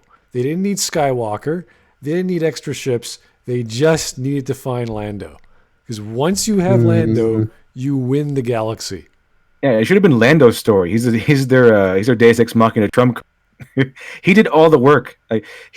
Everyone else was failing. All of the plans, all the actions, all the main characters were pretty much failing up until that point. And then Lando came in and won the day for it. Yeah. There's like no build-up. There's no explanation. We just magically found Lando. Hey, Lando, can you help us? Nah, I got to do this other thing. And then all of a sudden he's back and the galaxy is behind. Like, what the hell just happened? Like, the Emperor made infinite ships. I brought my own legion of infinite ships. Yeah. Take on the Emperor. How did this work? And then, of course, the funniest thing is they didn't need any ships. They just needed the Emperor to kill himself so he could inhabit Rey's body, but he decided not to, I guess. And the rest of the ships somehow exploded, like everywhere. Why? How? We don't know. It's insane. This movie ran on video game logic. Rise of Skywalker, it just runs on like C grade video game logic. It's kind of like in the first Mass Effect game where he defeats who's this? Was it Saren? Yes, you kill Saren. You defeat him, and then all of a sudden the Reaper's like really weak, and everyone just blows. We don't know why, right? That was the one thing we learned from Mass Effect 1. They never mention it again in Mass Effect. How do we defeat the Reapers? Well, you have to get a avatar of the Reaper. You have to kill that, and then their shields drop, and then you can kill the Reaper. Never talk about this tactic ever again. Never talk about infiltrating a Reaper, getting inside their mind, being a double agent. Nothing. Nope. Just keep hitting it with guns. Just keep doing that. Just throw a shepherd at it. You throw the shepherd at the Reaper. The Reaper's dead. Look, it's just. I will control all the ships with my power. Oops, I died. Now all the ships are dead too. Like, what? No, that's stupid. This is a new Doctor Who episode. I think the Matt Smith episode where he says, "You're just going to fire me at a planet and expect me to fix it." That's exactly what we're going to do. You could just fire me at a planet. That's not a new episode. That was like years ago. Yeah, it's technically New Who. It's not the old Doctor Who. It is New Who, yeah, but it's not New Who. Yeah, it's not it's not Capaldi or what's her name. What's her name? That's good. Well, honestly, her doctor's got about as much personality as nothing. So yeah, what's her name is the correct noun in many cases. What's her name? To go fast so we can get to the meat of what the story is trying to tell us. Oh yeah, the pacing was so breakneck speed. That's a good thing because we had to get to the next plot point. What? Are you? Yeah, that means you have a bad film, mate. We're not going fast enough. Let's get to the meat of the story. It's like, wait a second. What are we doing right now that we have to skip it? Like, what? That has no value. Oh, sorry. No, we got to get to a more important character. We're sorry, Rey. Okay. The main character. Yeah, she's not important. It's okay to have a high-intensity beginning with a MacGuffin-centered plotline if the MacGuffins don't carry the plot. Oh my God! No, it makes it horrible. It makes it a horrible film. It's like, do you know what a MacGuffin is, sir? It's okay if there's this bad element in there, and there's a bunch of them. I would assume he doesn't. I'm assuming he doesn't know because apparently he didn't know what so he doesn't know even the fundamentals of what a hero's journey was, or I guess a protagonist even. So I'm not surprised that he doesn't know what a MacGuffin actually is. After all of this, we have a second to breathe, and this is the moment our perspective completely changes on everything.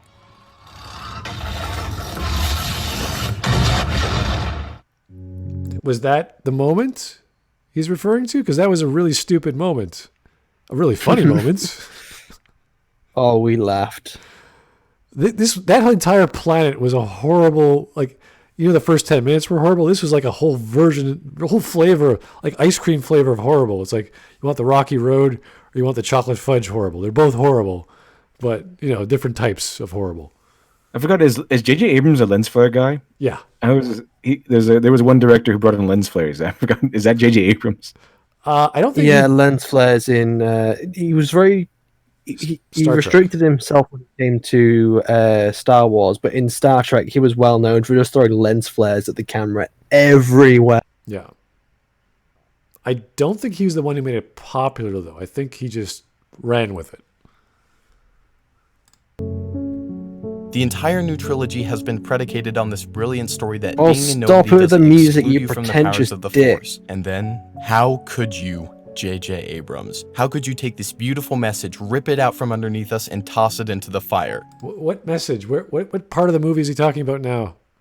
He might be referring to what a lot of the fans of the Last Jedi stuck onto, because this was a big gripe that one of my friends had with the film.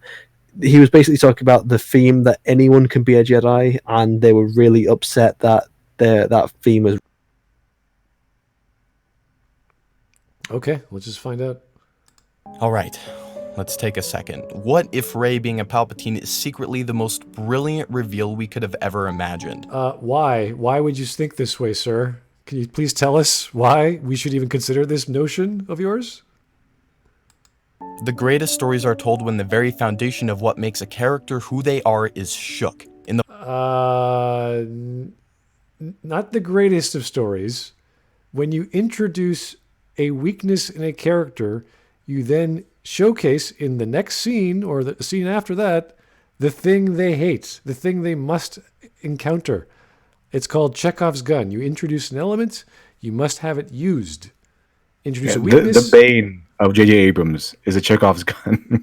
This is basic stuff, people. This is not the greatest technique. This is the main. This is like what you must do. Okay. Yeah. Backbone. It's like, I want to open a door. Well, or I want to get to the next scene. Well, you have to open the door. You can't open the door. Why not? It's locked. Well, you got to go find the key. Okay. You can't break the door down. You have to find the key. There's no other way. Well, isn't it fun just wondering what's behind that door and never being answered? No. Wasn't that just much better? No. Isn't the mystery box so awesome? Introduce Well, a million what are doors. movies but mystery boxes? Yeah, well, the premise of this gentleman is making up is just sad. So, Emphasis on the Awakens, word Rey's making identity up. is tied to her lineage in a positive connotation. They're coming back. She means Yeah, I was something. right. She's not a nobody. In The Last Jedi, that foundation is shaken when she is revealed to be an abandoned child and nothing more, and she builds her identity from the ground up using the belief that a nobody like her could wield this power, that being a nobody is okay. For That's Rey to not have in the culmination film. of Hold all on. of this Didn't he to just be say revealed- that? Why is that such a special message? If that was even the message, which it isn't, because she's not just a nobody. She's a walking demigod. She's a hero from the Greek myths, like Hercules. But why is that such a unique message? If he just said that was Luke's message, that he was a nobody too, and that he could prove that anyone can be a hero. Rey's not showing that. Rey is just powerful just because. If anyone can be a hero, anyone is just a normal person who starts off as a normal person, and then through great guidance, perseverance, and hard work, you train and work your way to becoming powerful enough to become a hero. Rey is just a hero because she learned the Force exists. this is actually a retcon which JJ put together, and this guy's praising it. Okay, this is a bad thing. Retcons are bad. All right, when you change what came before, or twist it in a way, it makes you go, wait, that's not what we were told previously. Someone was lying to us. What's going on? That's a bad thing when you have discontinuity in your story. Okay? He's praising a fault. This is not how these things should work, okay? Feel that she is a Palpatine is the worst possible news that any of us could have ever imagined. To have your entire personhood rebuilt on this notion that you don't need an external source or parent to give you meaning, only to find out that the one thing that now gives you meaning also happens to be the most evil being in the known galaxy, is perhaps the most intense blow to the core of this story. It works because it's the only way to have Rey's journey have a serious conflict. No, it's not the only way. Are you what? And there are several other ways you can have serious conflict had everything worked out fine.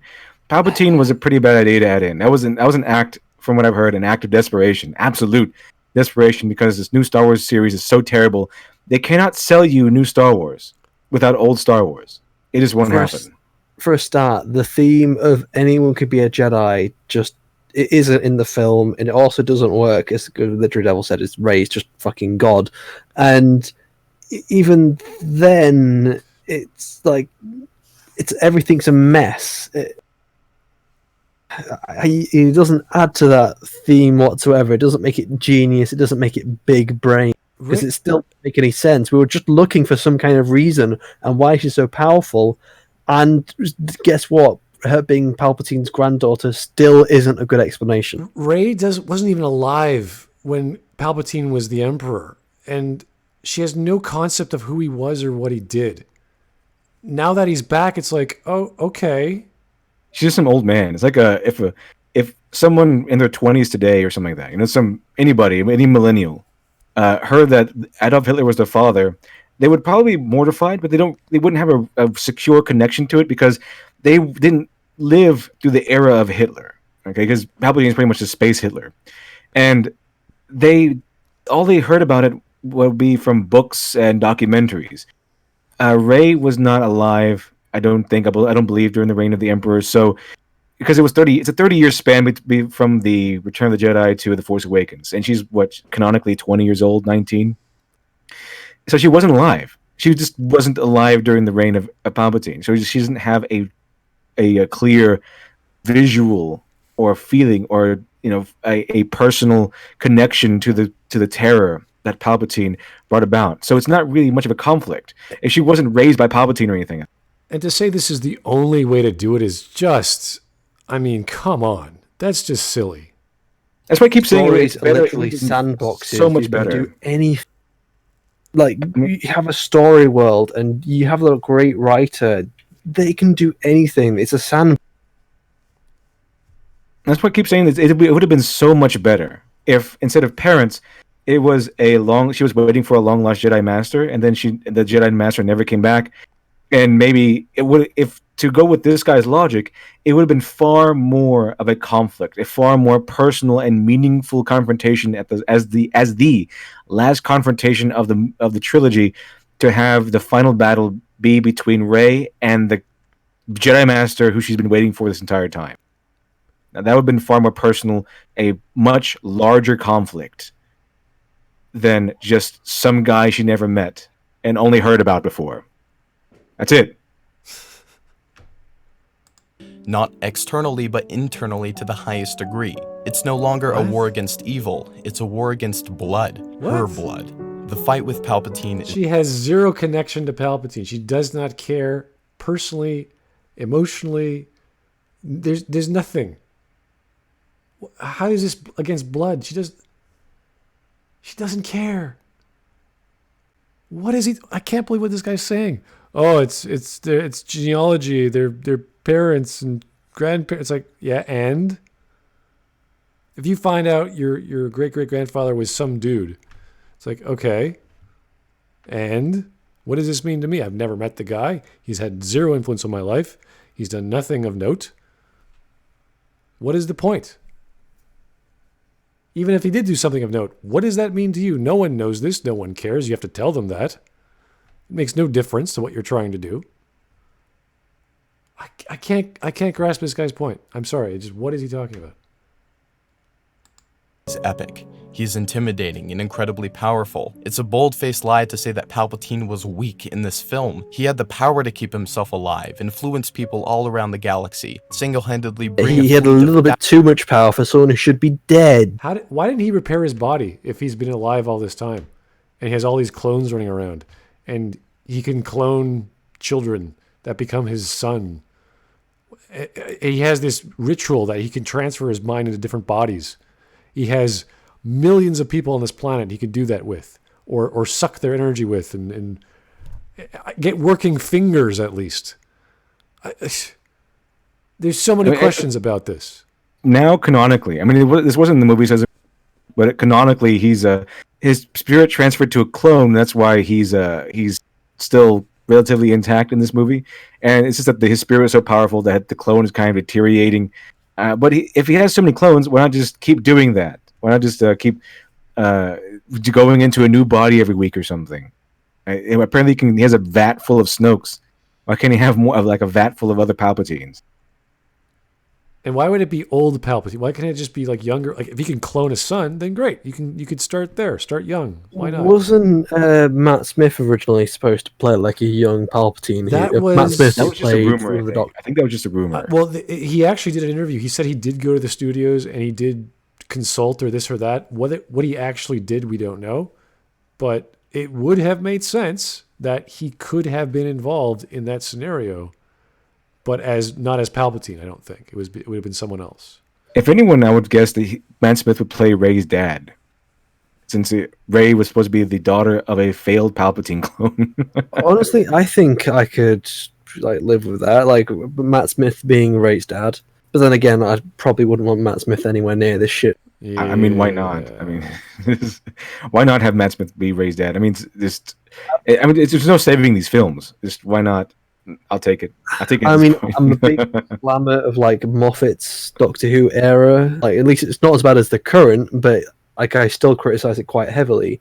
But I still have a lot of respect for Matt Smith, and I still would prefer, if he's going to be in Star Wars, he has a better role. Thousands, maybe millions of Star Destroyers back and suck the literal soul out of someone.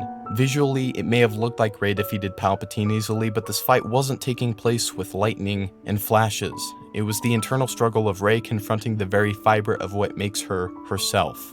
The one person we haven't talked about in this journey yet is that of Kylo Ren. Kylo Ren is the only character in the entire series to have their entire personhood defined by the shadows of the past. To him, being a somebody is what makes Kylo Ren worth anything. The prodigy of Darth Vader. For him to be revealed that it was Palpatine all along is a blow to his core. That's why he was so furious after being told. But he didn't Having react. Anakin Skywalker not appear to Kylo He Ren wasn't is furious so whatsoever. genius because it forces him to go through the same journey that Rey and Luke went through before him. What? Even when Han Solo appeared to him, it wasn't a Force ghost. It was a remnant of his own internal memory. For Kylo Ren to have the strength to forge his own path is what makes this trilogy consistent. Kylo Ren had to become what Rey believed. As Luke said, some things are stronger than blood. The path we forge is that of strength. The Skywalker name through Ben and Luke's journey, and even Anakin before him, becomes less a product of lineage and more a product of meaning. The Skywalker name means nothing unless you do something with it. The unspoken romance between Kylo and Rey and there being a Force dyad is exemplary of the power that the sheer will has over your outcome. They're drawn to each other because they stem from the same metaphysical roots. Rey accepts it, Kylo denies it. What metaphysical roots do they both stem from? What is he talking about? The past minute, I've just been like, I can't even grasp what he said. And I don't think if I go back a minute, I'll make sense of it. I gave up a little bit. I just like sat there and went, wait, what? That doesn't make any sense. I'm going to keep Really going. just thinking that now? No. I thought he was getting to a point, but he just jumped to another idea. I was like, no, that didn't make any sense. And he just ran with it. Oh my God. He just kept rambling. And when he finally does accept his reality, he can let his true connection shine through love with Rey. No, he's just fighting. He's opposing the bad guy because he's good now because he died. And I'm dead, but then I hugged my daddy. Or my daddy, who is my memory, touched my face. Oh, we lost LiteratureDevil. I didn't pay attention. Mr. LiteratureDevil, you're in a better place than us. But wow. He's in hell. Well, I guess it's normal for him, but... Well, hell would be for heaven for him, wouldn't it? Yeah, I don't know. Even this is pretty bad. Kiss makes sense because of their unspoken personal journey. No, it Rey doesn't. died. It doesn't make sense. They have no goddamn and there's nothing between them. Literally, they barely know each other. They should hate each other's fucking guts. And they've been fighting the entire series. Every time they come close, they fight until he dies the one time. Oh. And with her, Palpatine. Who revives her? Ben Skywalker. His life force enters her, and with that, his journey, love, losses, legacy, and name does as well. What? Rey becomes a Skywalker by virtue of Ben Skywalker's sacrifice. What? Are you... Okay. Does that mean the snake she healed also became a Palpatine? Because, I mean, this dude gave up his life to heal Rey. So then Rey becomes a Skywalker? I mean, this is bizarre logic. Sacrifice. She fulfills the path of the Chosen One through the mission of Kylo Ren, through the lineage of the Skywalker, and the life shared between them. Why? How does that even make sense? I don't want... Look, I've already given up at this point. Because Kylo healed her. Therefore, she is now the lineage of Skywalkers because he is. Because that's like saying I go to a hospital and the doctor healed me and I'm carrying on the lineage of the doctor because he performed, I don't know, open heart surgery or something, which is amazing, but that doesn't make me an amazing doctor. Nor does it make me become a healer of any sort. Nor am I carrying on the lineage of a healer that's a doctor. This is not making any sense, guys. Wow. This video was never making any kind of sense.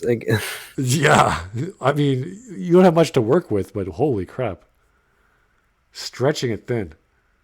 Rey's personal force combined with the name of the Skywalker is what wraps this entire saga up beautifully. It all makes sense. No. It really just doesn't. say it does. Just say it does, and like that'll mean it's. It doesn't make sense, guys. I'm sorry, but no. It doesn't wrap up anything beautifully. No, but he said it made sense. He said so. Oh, that must be true then, right? Because he said so. Is it like a form of poetry? It rhymes and therefore it makes sense. It sounds good. You don't pay me enough to watch this shit. Yeah. You don't pay me at all. I want us to grow beyond our preconceived notions. I want us to let fear be an example and failure be a teacher. What? What are you? What is he talking about now? I want to talk about the color red. Okay. Here's a non sequitur for This everyone. guy's really on something. Again, it's going for another camp that we've always seen. It's like, oh, just liking a film is the dark side of the force.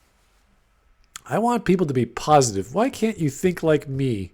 I see the positive in things. I love Sam Witwer, but like some of his comments where he's like, "Oh, if you don't like the film, you're giving into the dark side." It's like, no, Sam, no, please don't go this route. It's not that at all, please. What a strange way. It's like, you know what? I've been too negative. I should be positive. I should enjoy this pile of crap. What a great idea. Gee, like I wasn't trying to do that every second I've been watching this thing. We want it to be good. We're trying to find the value, even the surface. And it's failing. Most of all, Horribly. failure be a teacher. Most of all, I just want all of us to be able to love Star Wars and love those stories despite our heroes taking paths we might not agree with. No. It's not because they do things we don't agree with. It's because the story was composed so poorly that we can't grasp what the hell is going on. And the explanation we're given doesn't make sense. It's quite simple. It doesn't make sense. It's a bad film. It's all it is. Analysis, the entire point of our critical analysis is to find meaning because we couldn't find it on the surface. So we look at the surface another time and go, oh, they're kissing. Oh, they're fighting again. What does this mean? Nothing. They're in conflict. So what? And then we go for deeper meanings. Okay, they have backgrounds. They have relationships. They have plots that motivate them to do things. Doesn't really mean much. People just die. Then they're brought back to life. Then they die again. But they're not really dead. They can climb out of death and scale a pit and then use their whatever magical powers to bring someone else back from the dead, and then they die. We don't know why. And then far, far away, a mother dies because she took a nap. We're not sure what happened with Leia. No one's really sure what happened there. I think what they were going for is like the force power that Luke used in Last Jedi was what killed him, and that Leia used the same power. To do what, though? What did Leia do? She force Skyped and just to distract Kylo. Oh, she force Skyped, hey, Kylo, I'm going to die now. Bye. Hey, Kylo, I'm going to kill myself. I guess. Whoa. People write these stories, and their love is reflected in the characters therein. So is their stupidity. So is their lack of writing skills. So is their inability to tie in stories together. So is all their faults and failings. How far can we take this? So is their pet. So is the. I don't know. Could go much further. Yeah, I think we could go to their 17th birthday. When they fell down and broke their shin when they were kids. They feel everything when they write. Oh, okay. Can't go back. So like Rey, let's rise and look forward with hope and joy. What is she rising toward? Nothing. The whole title of the movie makes no sense. By the way, welcome She didn't- back. Thank you. And she didn't rise towards anything. I mean, she just she didn't have to rise. She was already risen. She was already there, way up in the sky to begin with, in all three movies.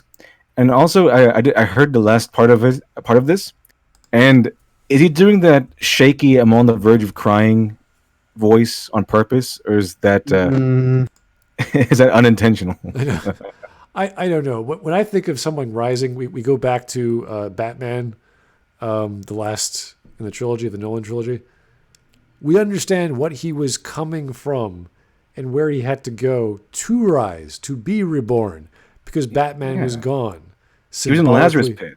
Not the Lazarus pit. I don't think it was officially called that. But in the movie, he was in that jail pit thing, and he was at his lowest point. He was broken. His body was broken. He was he lost I think everything. it is supposed to be the Lazarus pit, like though at least their interpretation of it. Yeah, that makes sense to me. But I'm not sure if they actually called it that. No, but Nolan wanted to be a more realistic Batman, so we didn't yeah, have. I love the movies. Though the All three of DC them. world is a world of like magic and aliens and space and crazy shit. So I kind of feel like if you want to make a proper like Batman or DC universe, you need to make it with these magical elements in it as well. I mean, the We title have the does not original mean anything. Batman from Nolan. We saw him at his lowest point, and he worked and worked and worked and pushed through every single barrier and limitation he had to fix his back, put it back together, and then do the impossible climb out of the prison pit, Right. and then make his way back to Gotham. Because at that point he was at his lowest. He had lost absolutely everything. His love interest. He lost the city he swore to protect. He lost his identity as Batman. His identity as Bruce Wayne. He lost his ability to even fix all that with his physical limitations, with the breaking of his back. He lost his spirit. He lost everything, every single thing that made him Batman, that made him Bruce Wayne, that he identified himself as Bruce Wayne and Batman, was taken away from him. He was left broken and as nothing. And then he rose back out of that pit and he put himself back together and eventually won victory. Rey did none of that. She just started off awesome and remained awesome for 3 movies. Yeah. There's nothing aside from the last moment where she calls herself a Skywalker and you're thinking, okay, is she going to now mother a bunch of children and call them Skywalkers? Is she going to train Jedi and call them Sky? Like what is rising? Who has risen? Who is doing the right? Like what is this verb of action of rising have anything to do with Rey? And how did Skywalker do it? I can't think of anything. Doesn't make any sense. I think they just need a title that sounded cool. I think so. When I heard that, I thought, oh, that must be Kylo, because Kylo is a lineage from... He's an actual Skywalker. Yeah. He might be a solo. Well, in they the Skywalker subverted blood. your expectations there, didn't they? Well, yeah, I Well, guess I JJ guess that means it's brilliant then. was right? copying from Ryan there. We weren't expecting it, therefore it is mandatorily brilliant. There you go. By definition, it's brilliant. And may the Force be with you all. That's it? That's it. Thank you for watching. Okay, we're done. Yeah, that was a big pile of crap. I'm sorry, guys. That was horrible. I don't think that had any. There was no explanation. Nothing. So no wonder he likes the Rise of Skywalker. I mean, the Rise of Skywalker prided itself on not having any explanations. Yeah, well, Even then, the Rise of Skywalker tried to explain some things at least. okay. Well, sorry we had to sit through that. Wasn't as long as I thought it would be, but I think we gave up about 3/4 in. We're like, okay, nothing's happening. No explanations. Just I like it It was and perfect. some nice manipulative music, and some crying voice, some on the verge of crying voice at the end. That's so beautiful. Yeah. It's so wonderful. I did get some suggestions though, so thanks for the chat there about Black Christmas 2019, a reboot movie, the Wisecracks Rise of Skywalker video, which I haven't seen yet, and the YouTube channel called Actual Context, which I'm not familiar with, so I'll check that out. Always appreciate recommendations. And of course, if you guys out in the chat world or even in the comments, if you're watching this video later, have any recommendations, you could put them down in the comments below on Twitter, on Facebook. Tag me in Discord. I'll be happy to get back to you. One thing I'd ask is at least have a video. If you're going to suggest a video that actually has something to say and we can actually talk about it rather than just someone blurting like this. Like to pianos, like, "Oh, I love the film," and mini. I think it might be too high of an expectation to ask at this point. Yeah, but I just try, please, guys, please try. One thing I noticed, if you look at the ratings on Rotten Tomatoes, I know we don't really use these as gauges for good or bad films, but if you look at the audience score, it has remained solid at close to 100,000 responses at 86%. It hasn't. Is it still 86%? It hasn't budged for months. And that's really suspicious. If there was like a big crowd of people hating or loving the film, that would have changed. Mathematically, that would have changed. How could it be? I have to figure out the actual ratio. Why, like you get like 5 people who rate it 5 out of 5, and then there's the one person who rates it once. Like there has to be the exact number to constantly hit for it to always be 86%. It's bizarre. So there must be something wrong with that rating system, that the scoring method's off. But man, this is not a good film for many reasons, and everyone knows it. And I have yet to hear a coherent... Even Patrick hates this film, okay? So when Patrick doesn't like it, we know something's up. And it doesn't take a genius to figure that one out. So anyway, thank you guys for listening. It's been fun. For me, at least, just because it's good to get this off my chest. I just watched the movie a few weeks ago. I had fun. Oh, yeah. Go watch that, because that was pretty fun. I found it pretty funny, at least, when watching it. It was very funny to see LiteratureDevil, Smudboy, just kind of like melt into like a what the fuck moment. Yeah. The last few paragraphs was just... I don't know what to say. There's no response. Whew. Yeah, I have better things to do with my brain power than try to understand that rambling. But anyway, thank you so much for your time, guys. Thank you, everyone, for the super chats. We always appreciate it. And go check out Shiney's channel. It's in the link below, as is LiteratureDevil. We just previously did a... I was just going to say, my channel's been renamed from The Trooper's Den to Shiny FX, as I think that's going to be a less confusing name. No problem. I always call you the Shineying just because I think I'm clever, and I like to do that. We were together with I was together with LiteratureDevil we were watching him play. What was that game? Doki Doki Literature Club. Yes. It's still up on my channel. I'm offended you didn't include me. You know what? It's still up on my channel. You could take my place. How's that? Next time. We didn't go through it. It's only a 4-hour game. We went through about almost not even half, I think. Yeah, we didn't get through a lot of it at all. I think we stopped just when it was starting to supposedly pick up, according to the chat. So when Dr. Alpha reaches 37,000, it will continue that playthrough. It was painful. Like I was sitting there going, "Oh my God, is anything going to happen? Please, someone tell me something's going to happen the next minute." I had a lot of fun doing all the voices. So. Well, yeah, you were having fun. I was sitting there going, "Oh my goodness, jeez, something happened." The choices. Nothing happens. Okay, if you have never played Doki Doki Literature Club, nothing happens for the first 3 hours or so. Yeah. So people asked me. I did a poll on my channel. They wanted me to play it. I was like, I'm really hesitant. And it's probably a lot more fun if you're actually the one playing it. Yeah, the exact day, because I know nothing about this. The exact day I was about to consider putting it in and doing a live stream by myself, LiteratureDevil calls me up and says, "Hey, I'm about to join Literature Club. You want me to come on board?" It's like, what? Are you serious? What's the when you play, I'll come on board on your stream. Oh boy! For some reason, I don't know why, there were people who were getting furious at you because it's having a shipping war. it was a shipping war. So I don't know. It was a waifu war. They're having a battle of the waifus, and some guy was sending me super chats so that I would pick his waifu. And they were getting furious, like, "You ruined it! You ruined the order!" I was like, "What? There's no order. He's just randomly choosing words. There's nothing." You're supposed to pick Sayori. No, you're supposed to pick Yuri. And I think there were a few people in there. I'm not sure if anyone wants that younger one. I'm not really sure. I forgot her name.